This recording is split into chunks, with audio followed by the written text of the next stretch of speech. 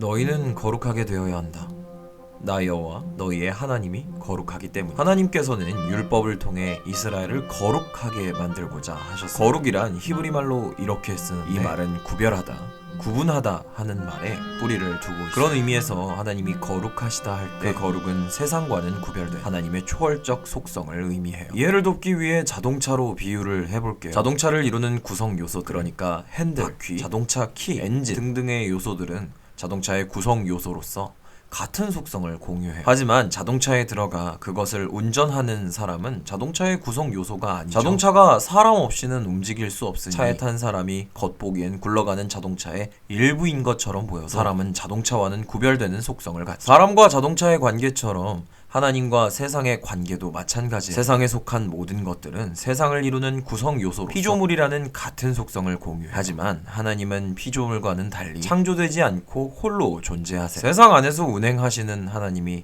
때로 세상의 일부인 것처럼 보여도 하나님은 세상과 구별된 존재로서 독립적인 속성을 가지시는데 그 속성이 바로 거룩이에요. 거룩이란 말을 세상 속에 있는 피조물에 사용한다면 그 거룩은 하나님께 속한 것을 의미해요. 다시 비유를 들어보죠. 자동차 키는 자동차에 꽂혀 그것의 일부가 됨으로써 자동차를 움직여요. 자동차의 구성 요소로서 자동차와 같은 속성을 공유하죠. 하지만 자동차 키는 다른 부품들과는 구별되어 그것을 움직이는 사람 곁에 거의 온종일 있어요. 자동차 키와 마찬가지로 세상의 일부로 세상을 움직이는 역할을 하면서 세상과는 구별되어 하나님 곁에 있는 속성, 그게 바로 피조물의 거룩이에요. 하나님께서는 세상 여러 민족의 나라 중에서 이스라엘을 구별하여 거룩한 하나님 나라를 만들고자 하셨어요. 세상에 속해 세상을 움직이기 위해 요긴하게 쓰이면서 하나님이 친히 통치하시며 그분께 온전히 집중하는 국가 공동체, 그게 바로 하나님이 이스라엘을 통해 이루고자 하신 하나님 나라였죠. 어떤 공동체를 국가라 하기 위해서는 세 가지 요소가 필요한데요. 바로 국민,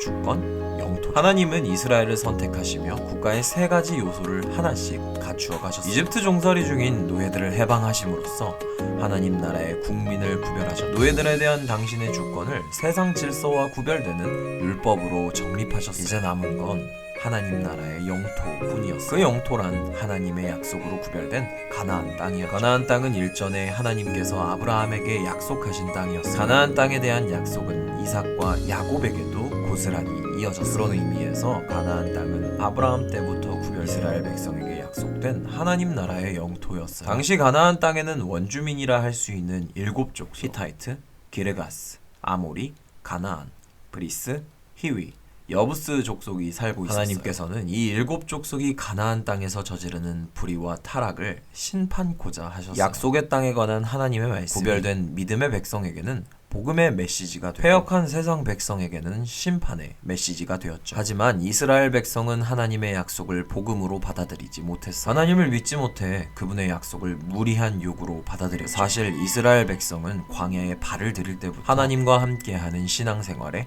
불만이 가득했어요. 과거 이집트 종살이를 거듭 언급하며 차라리 그때가 편했다. 왜 괜히 끌고 나와서 힘들게 신앙생활을 시키냐 했죠. 이스라엘의 원망과 불평은 홍해 바다를 건넌 직후 가나안 땅으로 향하는 여정 내내 반복돼요. 그럼에도 불구하고 하나님은 이스라엘을 포기하지 않고 사랑하셨어요. 목마르다며 난리를 칠 물 한 방울 없는 광야에서 마실 물을 확보해 목을 죽이게 하셨고 배가 고프다고 칭얼대면 만나라는 사상 초유의 양식을 주셔서 배부르게 하셨어요. 만나가 질린다며 고기를 달라고 투덜거리면 추라기를 주셔서 배에 기름칠도 시켜주셨죠. 낮에는 구름 기둥을, 밤에는 불 기둥을 보내셔서 일교차가 큰 광야의 삶을 견딜 수 있도록 냉난방까지 제공하셨어요. 그토록 오래 참으시며 하나님께서는 이스라엘을 가나안 땅 근처 바란 광야에 있는 가데스 바네아까지 인도하셨어요. 그곳에서 하나님은 백성 중 정탐꾼들을 뽑아 가나안 땅을 살펴보도록 명령하셨어요. 가나안 땅에 사는 7족속의 규모와 전력이 어느 정도인지를 살펴보고 싸움을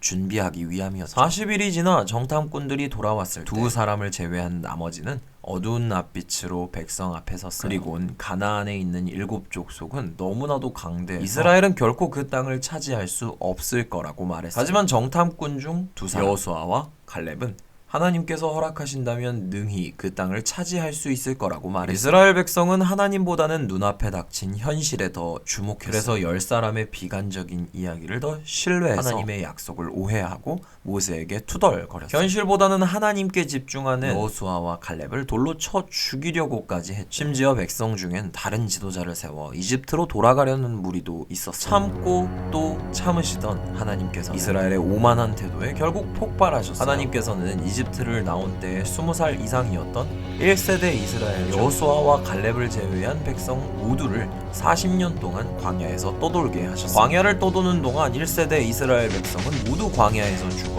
약속의 땅을 밟을 수가 없어요. 이렇듯 약속을 오해한 대가는 방황과 죽음이었어요.